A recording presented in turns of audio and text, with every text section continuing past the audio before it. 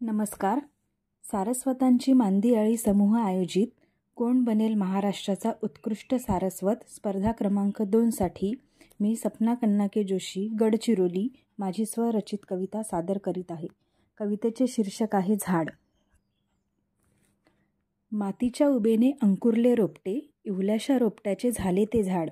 मातीच्या उभेने अंकुरले रोपटे, इवल्याशा रोपट्याचे झाले ते झाड. आकाशाशी भिडवूनी नजर, पाय जमिनीत रोवून ताठ. आकाशाशी भिडवून नजर, पाय जमिनीत रोवूनी ताठ. तुडविले त्यासी कित्येकांनी कुणी तोडिले पान फुले. तुडविले त्यासी कित्येकांनी कुणी तोडिले पान फुले. बहरत होते चहू बाजूनी, मानवाने त्यावर घाव घातले. बहरत होते चहू बाजूनी, मानवाने त्यावर घाव घातले. छाया देई फळफुल देई, तरीही राही कसे निस्वार्थ. छाया देई फळफुल देई, तरीही राही कसे निस्वार्थ. सरण म्हणूनी जळे शेवटी, आयुष्य त्याचे जाईन व्यर्थ. सरण म्हणूनी जळे शेवटी, आयुष्य त्याचे जाईन व्यर्थ. शिकावे झाडाकडून जगणे, अपेक्षेशिवाय फक्त देणे.